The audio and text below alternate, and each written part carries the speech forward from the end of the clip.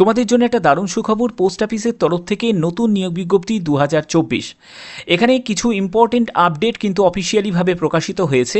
যে আপডেটগুলো তোমাদের বলি সেটা হচ্ছে ভ্যাকেন্সি রিগার্ডিং, যে কত শূন্য পদে তোমাদের নিয়োগ বিজ্ঞপ্তি প্রকাশিত হবে এবং তোমাদের কবে থেকে তোমাদের আবেদন শুরু হবে। ঠিক আছে, কবে থেকে তোমাদের আবেদন শুরু হবে। তাছাড়া তোমরা কিছু ইম্পর্টেন্ট কিন্তু তোমরা তথ্য কিন্তু এই ভিডিওর মাধ্যমে জানতে পারবে, যেটি খুবই গুরুত্বপূর্ণ তোমাদের কাছে, যেগুলো স্টেপ বাই স্টেপ তোমরা ভিডিওটা দেখলেই কিন্তু তোমরা বুঝতে পারবে।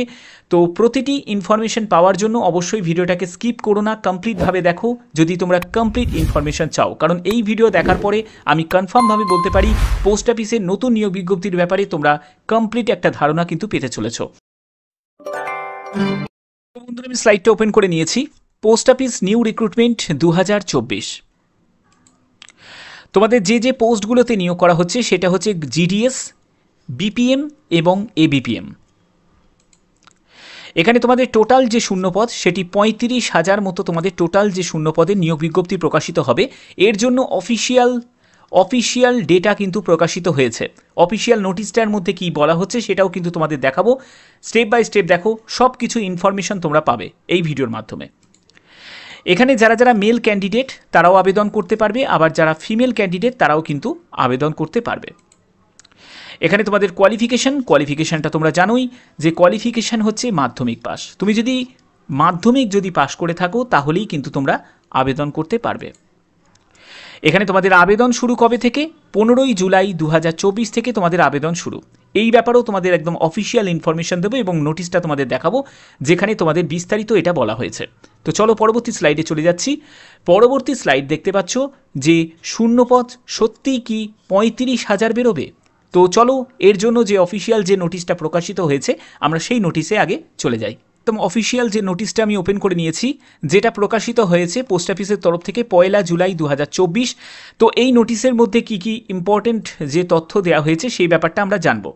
তো এটা হচ্ছে তোমাদের যে রিসেন্ট যে ডেভেলপমেন্টস অ্যান্ড মেম্বারশিপ ড্রাইভ, যেটা পোস্ট অফিসের তরফ থেকে যেটা প্রকাশিত হয়। তো এখানে তোমাদের জিডিএস রিগার্ডিং কিন্তু একটা ইনফরমেশন কিন্তু দেওয়া হয়েছে।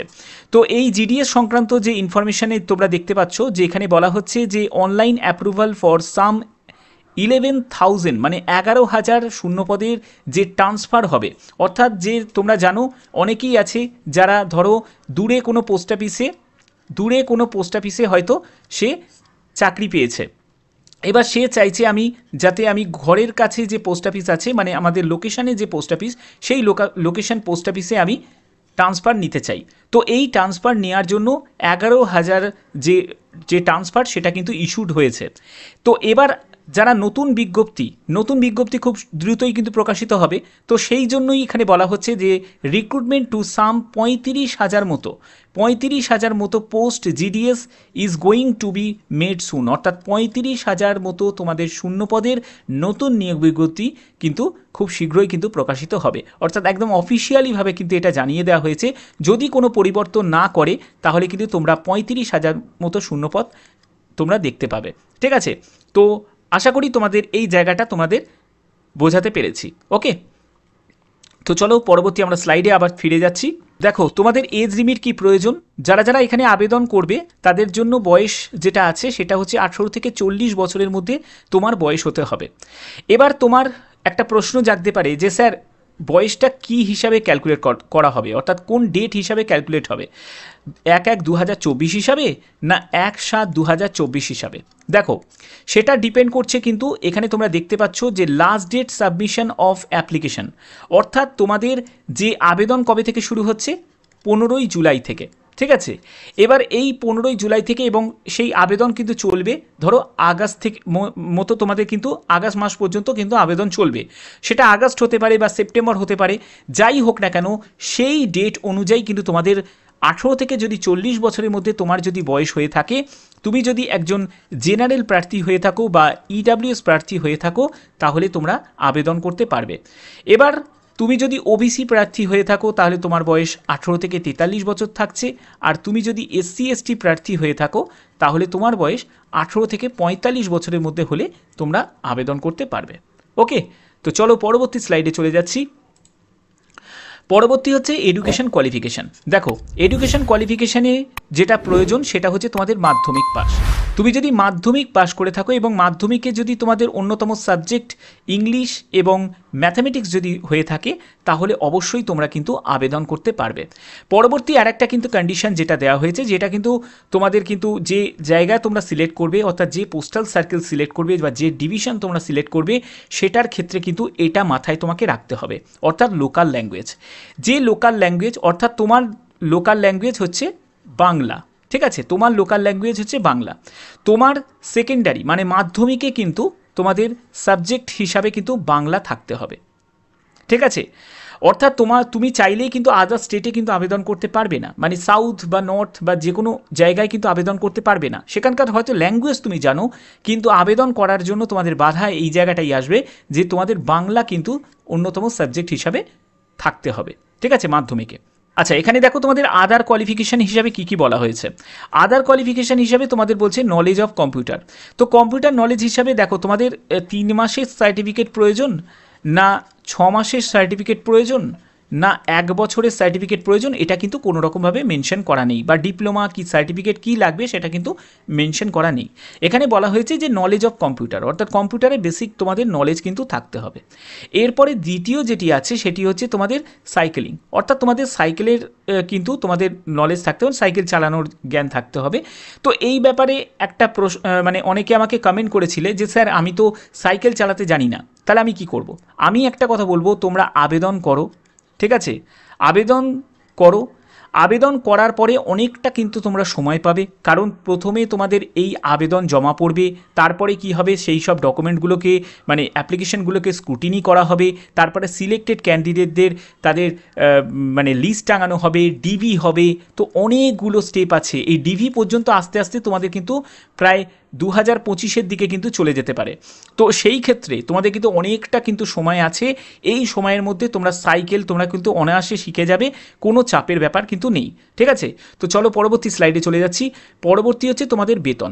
দেখো বেতন যেটা এখানে বলা হয়েছে সেটা হচ্ছে বিপিএম এর জন্য মানে ব্রাঞ্চ পোস্টমাস্টারের জন্য 12,000 টাকা থেকে 29,380 টাকা, আর এবিপিএম মানে অ্যাসিস্ট্যান্ট ব্রাঞ্চ পোস্টমাস্টার এবং ডাক সেবকের জন্য 10,000 টাকা থেকে 24,470 টাকা। তো দেখো এই যেটা তোমাদের দেখানো হচ্ছে এটা কিন্তু তোমাদের প্রিভিয়াস নোটিফিকেশান, এটা আমার কোনো ক্রিয়েশন কিছু নেই, আমি কোনো বানাইনি এটা, ঠিক আছে। অর্থাৎ প্রিভিয়াস যে নোটিফিকেশান যা তোমাদের দেখানো হচ্ছে সম্পূর্ণ কিন্তু অথেন্টিক যেগুলো নোটিফিকেশান ছিল সেই নোটিফিকেশানই কিন্তু তোমাদের দেখানো হচ্ছে, ঠিক আছে। তার জন্য এই ব্যাপারটা তোমরা কিন্তু জেনুইনই রাখতে পারো। তবে এখন যেটা হয়েছে সেটা কিন্তু বেতন এই 12,000-এর জায়গাটা হয়তো তুমি স্টার্টিংয়ে হয়তো 14,000 টাকা মতো তুমি পেতে পারো, ঠিক আছে, যেটা আমি বিপিএম এর জন্য বলছি। আর যারা এবিপিএম বা জিডিএস এর জন্য যারা সিলেক্ট হবে তারা হয়তো তোমাদের এখানে 12,000 টাকা মতো তোমরা বেতন কিন্তু তোমরা পাবে, ঠিক আছে। কিন্তু জিডিএসে যাই বেতন থাকুক বা যাই থাকুক না কেন একটু কষ্ট করতে পারলে পরে কিন্তু আরও ভালো কিন্তু তোমাদের অপরচুনিটি আছে। এর জন্যই জিডিএস যে কাজটাকে অনেকে কিন্তু পছন্দ করে, ঠিক আছে। আমি এই ব্যাপারটা আরও ডিটেলসে আসবো। তো চলো পরবর্তী স্লাইডে চলে যাচ্ছি। পরবর্তী হচ্ছে তোমরা দেখতে পাচ্ছ যে জিডিএসে চাকরি পেলে কি কি লাভ আছে, কি কি লাভ আছে চাকরি পেলে, বাট চাকরি পাওয়ার আগের কি কি সুযোগ সুবিধা আছে সেটার ব্যাপারে আগে তোমাদের বলি। স্টেপ বাই স্টেপ বলছি, ভালো করে মনোযোগ দিয়ে শোনো। দেখো প্রথম কথা, জিডিএসে হচ্ছে এমন একটা মানে কি বলবো চাকরি যেখানে হচ্ছে তোমাদের সিলেকশন প্রসেসটা কিন্তু অন্যান্য চাকরির মতো নয়, যেখানে তোমাদের সম্পূর্ণ পার্মানেন্ট সিলেকশন হচ্ছে, কিন্তু এখানে কোনো রিটিন এক্সাম হচ্ছে না, কোনো ইন্টারভিউ হচ্ছে না, ঠিক আছে, কোনো ইন্টারভিউ হচ্ছে না। অর্থাৎ সিলেকশন যেটা হচ্ছে সেটা হচ্ছে পার্সেন্টেজ অফ 10 স্ট্যান্ডার্ডের যে মার্কস আছে, ঠিক আছে, সেই মার্কসের ভিত্তিতে, ঠিক আছে, সেই মার্কসের ভিত্তিতে কিন্তু তোমাদের এখানে সিলেকশন হচ্ছে। ক্লিয়ার ব্যাপারটা? এবার হয়ে গেল তোমরা এখানে চাকরি পেয়ে গেলে, চাকরি পাওয়ার পরে কি লাভ আছে। প্রথম যে লাভটা সেটা হচ্ছে তোমাদের যেটা একদম অফিসিয়াল টাইপের কিন্তু কাজ থাকে। অফিসিয়াল কাজ কেন বলছি, তোমরা হয়তো অনেকেই বলবে যে স্যার এখানে তো ঘুরে ঘুরে আমাকে কাজ করতে হবে। দেখো প্রথম কথা হচ্ছে যে শুধুমাত্র জিডিএসের কথা হচ্ছে না, এখানে জিডিএস এবিপিএম, ঠিক আছে, তারপরে হচ্ছে বিপিএম, এদের কিন্তু সবাইকে কিন্তু ঘুরে ঘুরে কাজ করতে কিন্তু হয় না। তুমি যেখানে সিলেক্ট হবে সেখানে কিছু অফিসিয়াল তোমাকে কাজও কিন্তু করতে হবে, আবার কিছু কিছু সময় তোমাকে কিন্তু গিয়েও কিন্তু বাড়িতে মানে ডোর টু ডোর তোমাকে কিন্তু কাগজপত্র দিয়ে আসতে হবে, সেগুলো কিন্তু তোমাকে করতে হবে। তো এই কাজগুলো তোমাদের একদম নর্মালি যেগুলো থাকে তোমরা তোমাদের লোকেশন অনুযায়ী সেখানে তোমরা ঘুরে কাজ করতে পারবে বা অফিসিয়ালি কিছু কাজও তোমাদের থাকবে। এবার যেটা সুযোগ যেটা সেটা জিডিএসের জন্য আমি তোমাদের বলছি, পরিষ্কারভাবে এটা ব্যাপারটা বুঝে নাও। জিডিএসের প্রমোশন লেভেল কিন্তু যথেষ্ট পরিমাণে ভালো, ঠিক আছে? কেন বলছি, কারণ জিডিএসে তুমি ধরো জিডিএসে চাকরি পেয়ে গেলে, জিডিএস থেকে তোমাদের আগে যেটা 3 বছর তোমাদের সময় লাগছিল, 3 বছর সময় লাগছিল প্রমোশন হয়ে এমটিএসে যাওয়ার জন্য, সেই সময়কে কিন্তু কমিয়ে দিয়ে এখন 2 বছর তুমি যদি সার্ভিস করতে পারো, 2 বছর সার্ভিস করতে পারো জিডিএস পোস্টে, তাহলে তোমরা এমটিএস পদের জন্য তোমরা প্রমোশন পেয়ে যাবে। ক্লিয়ার ব্যাপারটা? আচ্ছা, আর একটা সুযোগ আছে। আর একটা সুযোগ কি আছে, সেটা হচ্ছে জিডিএস থেকে তোমরা মেল গার্ডের জন্য, ঠিক আছে, জিডিএস থেকে তোমরা মেল গার্ডের জন্য কিন্তু তোমরা বা পোস্টম্যানের জন্য কিন্তু তোমরা সিলেকশন পেয়ে যাবে। সেটাও কিন্তু তোমাদের প্রমোশন ভিত্তিতে হবে, অর্থাৎ আগে যেটা লাগতো 5 বছর তোমাকে সার্ভিস করতে হতো, জিডিএসে 5 বছর সার্ভিস করলে তোমরা মেল গার্ড বা পোস্টম্যানের জন্য তোমরা সিলেক্ট হতে মানে প্রমোশন পেতে, সেটা কিন্তু আরও 1 বছর কিন্তু কমিয়ে দেওয়া হয়েছে, যেটা 4 বছর করে দেওয়া হয়েছে। 4 বছর তোমরা জিডিএসে কর্মরত থাকলে তোমরা মেল গার্ড বা পোস্টম্যানের জন্য প্রমোশন হয়ে যাবে। যারা যারা আমার পুরনো দর্শক তারা কিন্তু অনেকেই জানে যে এই ইনফরমেশানগুলো আমি তোমাদের দিয়েছি, আগেই আমি তোমাদের সম্পূর্ণ অফিসিয়ালিভাবে আমি তোমাদের দিয়েছি। তো ভদ্রেশ্বর স্টাডি সেন্টার সবসময় তোমাদের জন্য অথেন্টিক ইনফরমেশন প্রোভাইড করার চেষ্টা করে এবং সঠিকভাবে তোমাদের কাছে সেটা তুলে ধরার প্রচেষ্টা রাখে। তো চলো পরবর্তী আমরা স্লাইডে চলে যাচ্ছি। পরবর্তী তোমরা দেখতে পাচ্ছ এখানে তোমাদের আবেদন মূল্য হচ্ছে তোমাদের 100 টাকা মতো আবেদন মূল্য লাগছে। এই 100 টাকা আবেদন মূল্য যারা ইউআর ক্যান্ডিডেট, যারা ইডাব্লিউএস ক্যান্ডিডেট এবং যারা ওবিসি ক্যান্ডিডেট তারা দেবে।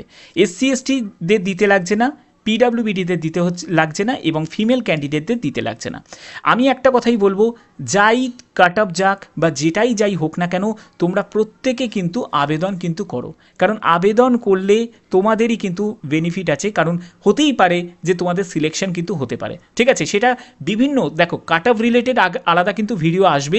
এই ব্যাপারে আমি একটা কথা তোমাদের বলে রাখি, সেটা হচ্ছে 50টা মতো যদি কমেন্ট আসে, 50টা মতো যদি কমেন্ট আসে কাট অফের জন্য, যে স্যার কাট অফ রিলেটেড একটা ভিডিও আপনি বানান, যে কেমন পার্সেন্টেজ অফ মার্কসে আমাদের সিলেকশন হতে পারে জিডিএসের জন্য, তাহলেই কিন্তু আমি এই ভিডিও আমি বানাবো, কারণ আমাকে প্রিভিয়াস অনেক ডাটা কালেক্ট করে কিন্তু এই ভিডিওটা বানাতে হবে। তো একটু খাটাখাটনির ব্যাপার আছে। তো তোমরা যদি 50 জন যদি কমেন্ট করো যে কাট অফ রিলেটেড ভিডিও দিন স্যার, তাহলেই আমি ভিডিওটা বানাবো। ওকে, আচ্ছা। তো এবার অফিসিয়াল বিজ্ঞপ্তি কবে প্রকাশিত হবে সেটার ব্যাপারে তোমাদের ডিটেলসের জন্য একদম অফিসিয়াল নোটিফিকেশানে চলে যাচ্ছি, সেখান থেকে তোমাদের দেখিয়ে দিচ্ছি। তো চলো অফিসিয়াল নোটিফিকেশানে চলে যাই। যে অফিসিয়াল নোটিফিকেশানটা প্রকাশিত হয়েছে তোমরা অনেকেই দেখেছো হয়তো, বা যারা যারা দেখোনি তাদের উদ্দেশ্যে একবার দেখিয়ে দিচ্ছি, যে 25শে জুন 2024 একদম অফিসিয়াল নোটিফিকেশান প্রকাশিত হয়েছে, যেখানে বলা হচ্ছে যে GDS online engagement schedule July 2024। তো এখানে কি কি বলা হয়েছে সেটা একবার দেখে নাও। এখানে বলা হচ্ছে data entry, freezing of the vacancy by division, অর্থাৎ ডিভিশন ওয়াইজ যে ভ্যাকেন্সিগুলো যেগুলো আছে সেগুলোর ব্যাপারে কিন্তু মানে কাজ চলবে এবং সেটাকে রিচেকিং করা হবে যে ডেটাগুলোকে, সেটা 8ই জুলাই পর্যন্ত হবে।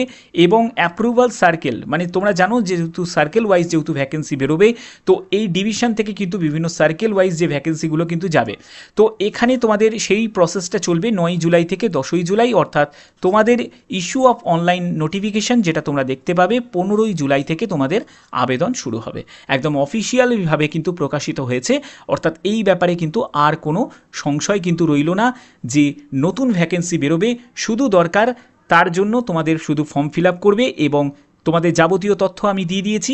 আর একটা কথা তোমাদের বলে রাখি, আবার বলছি, কাট অফ রিলেটেড যারা যারা ভিডিও চাও তারা অবশ্যই কিন্তু আমাকে কমেন্ট করবে যে স্যার আপনি কাট অফ রিলেটেড একটা ভিডিও আপনি দিন।